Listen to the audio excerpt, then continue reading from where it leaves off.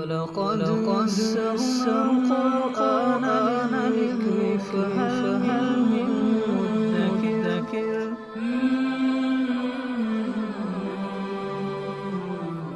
سورۃ النساء آیت نمبر 46۔ اعوذ باللہ من الشیطان الرجیم، بسم اللہ الرحمن الرحیم۔ من الذین هادوا يحرفون الکلم عن مواضعه ويقولون سمعنا وعصینا واسمع غیر مسمع وراعنا لیا بألسنتهم وطعنا في الدین ولو انهم قالوا سمعنا وأطعنا واسمع وانظرنا لكان خيرا لهم وَأَقْوَمَ وَلَٰكِنْ لَعَنَهُمُ اللَّهُ بِكُفْرِهِمْ فَلَا يُؤْمِنُونَ إِلَّا قَلِيلًا۔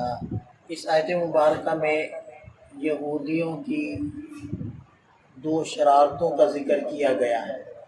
تو ارشاد فرمائے من الذین ہادوا، یہودیوں میں سے کچھ لوگ ایسے ہیں یحرفون الکلم عن مواضعہ، جو الفاظ کو ان کے جگہوں سے، ان کے محل سے پھیر دیتے ہیں، ہٹا کر استعمال کرتے ہیں۔ ایک طریقہ تو یہ تھا کہ ایک لفظ کی جگہ دوسرا لفظ رکھ دینا، یہ تحریف لفظی اس کو کہتے ہیں۔ دوسرا طریقہ یہ تھا کہ ایک لفظ کے ایک معنی جو اصل مقصود تھے اس کے علاوہ اس سے ہٹ کر دوسرے معنی بیان کرنا، غلط تفسیر بیان کرنا، یہ تحریف معنوی کہلاتی ہے۔ تیسری شرارت یہ تھی کہ الفاظ تو درست استعمال کر رہے ہیں لیکن اس کا جو معنی ہے وہ غلط مراد لے رہے ہیں۔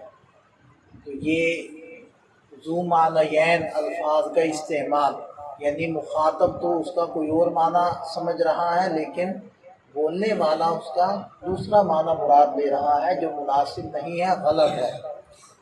تو اس قسم کی حرکتیں کرتے تھے۔ اس آیت مبارکہ میں اس کا تذکرہ ہے۔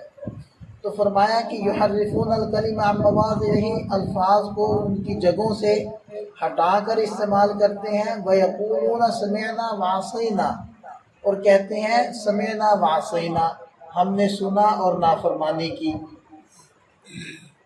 کہتے یوں تھے کہ جی ہمارا مطلب یہ ہے کہ ہم نے آپ کی بات سنی اور آپ کے غیروں کی نافرمانی کی، آپ کے مخالفین کی ہم نے نافرمانی کی۔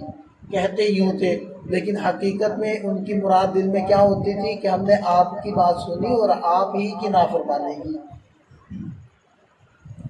واسمع غیر مسمع، یوں بھی کہتے تھے آپ سنیے اور آپ کو سنایا نہ جائے۔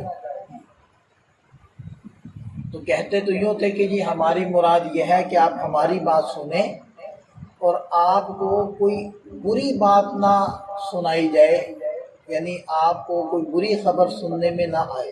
تو گویا کہ ہم تو دعا دیتے ہیں، حقیقت میں ان کی مراد یہ تھی کہ آپ ہماری بات سنیے اور آپ کو کوئی اچھی بات سننے کو نہ ملے۔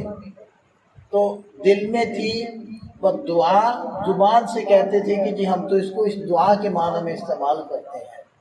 پھر وراعنا، یوں کہتے تھے، راعنا عربی کا لفظ ہے جس کا معنی ہے ہماری رعایت کیجیے، ہمارا خیال کیجیے، ہماری طرف توجہ کیجیے۔ اس کی جگہ یہ اس لفظ کو عین کو تھوڑا سا کھینچ کر پڑھ دیتے تھے، وراعینا، نعوذ باللہ، نقل کفر نباشت، تو اس کا معنی بن جاتا تھا اے ہمارے چرواہے۔ تو یہ تھا لیم بألسنتہم، اپنی زبان کو موڑ تروڑ کر استعمال کرتے ہیں، وطعنا فی الدین، اور دین میں طعنہ زنی کر رہے ہیں، دین کو عیبدار بنا رہے ہیں، کیونکہ دین سارا کا سارا وہ ڈیپینڈ کرتا ہے یا وہ منحصر ہے نبی کی ذات پر۔ جب نبی کے اوپر کیچڑ اچھالنا شروع کر دیں گے اور جب نبی کی عزت باقی نہیں رہے گی تو دین کہاں باقی رہے گا۔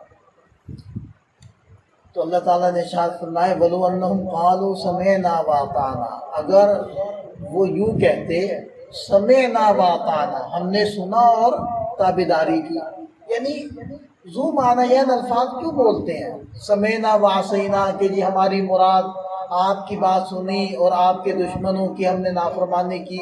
بھئی یہ باتیں کرنے کی ضرورت کیا ہے؟ تم سیدھا کہو نا سمعنا وأطعنا، ہم نے سنا اور اطاعت کی، اور واسمع صرف کہو اے نبی ہماری بات سنیے، غیر مسمع کہنے کی ضرورت ہی کیا ہے کہ پھر تمہیں وضاحتیں دینی پڑ رہی ہیں، صرف واسمع کہو، اور وانظر نہ کہو، رائنا نہ کہو، یہ لفظ ہی چھوڑ دو، رائنا کے لفظ کو مت بولو، وانظر نہ کہو، وانظر نہ کا بھی یہی معنی ہے جو رائنا کا معنی ہے کہ آپ ہماری رعایت کیجیے، آپ ہماری طرف متوجہ ہو جائیے، آپ ہماری بات سنیے۔ لکان خیر لہم اقوم، اگر وہ یوں کہتے تو ان کے لیے بہتر ہوتا اور یہ زیادہ درست بات تھی، ولکن لعنہم اللہ بکفرہم، لیکن اللہ تعالیٰ نے ان کے کفر کی وجہ سے ان پر پھٹکار ڈال دی، فلا یؤمنون الا قلیلا، لہذا ان میں سے بہت تھوڑے ہیں جو ایمان لاتے ہیں۔ تو واقعتاً بہت تھوڑے سے ایمان لائے یہود میں سے۔ آگے ارشاد فرمایا یہودیوں کا ہی تذکرہ ہے، یا ایھا الذین اوتوا الکتاب، اے وہ لوگوں جن کو کتاب دی گئی یعنی تورات، آمنوا بما نزلنا، ایمان لاؤ اس پر جو ہم نے اتارا، یعنی کہ قرآن پر بھی ایمان لاؤ، مصدقا لما معکم، اور قرآن کوئی اجنبی کتاب نہیں ہے، تمہارے پاس موجود کتاب کی قرآن تصدیق کرتا ہے، من قبل ان نطمس وجوہا، اس سے پہلے کہ ہم چہروں کو مٹا دیں، چہرے کے جو نقوش اس وقت موجود ہیں وہ مٹا دیں، فنردھا علی ادبارہا، اور پھر ان چہروں کو پیٹھ کی جانب کر دیں، یعنی گدی آگے آ جائے اور مٹا ہوا چہرہ پیچھے چلے جائے، اور نلعنہم، یا ہم ان پر پھٹکار نازل کریں، کما لعنا اصحاب السبت، جیسے ہم نے لعنت بھیجی تھی ہفتے والے دن والوں کے اوپر، کہ وہی جو یہود تھے ان کو منع کیا گیا تھا کہ تم نے ہفتے والے دن مچھلی کا شکار نہیں کرنا، تو ان لوگوں نے نافرمانی کی اور اس کی وجہ سے ان کے اوپر عذاب آیا، اور ان کے جو چہرے تھے جو انسانی نقوش تھے وہ مٹ گئے، وہ ختم ہو گئے، اور بندر بن گئے، بندروں کے نقوش ظاہر ہو گئے، اور بعض لوگوں کے چہرے خنزیر جیسے ہو گئے۔ تو اللہ تعالیٰ ارشاد فرمائے کہ اس سے پہلے کہ ہم چہرے مٹا دیں اور پیچھے کی جانب کر دیں، اس سے پہلے ایمان لاؤ، وَكَانَ أَمْرُ اللَّهِ مَفْعُولًا۔ اچھا یہ جو اللہ تعالیٰ سزا بیان فرمائی ہے کہ ضروری نہیں ہے کہ دنیا میں ہی ہو سکتا دنیا میں ہو جائے، ہو سکتا آخرت میں ہو۔ وَكَانَ أَمْرُ اللَّهِ مَفْعُولًا، اور اللہ کا فیصلہ ہو کر رہتا ہے، اس کو پھر کوئی روک نہیں سکتا۔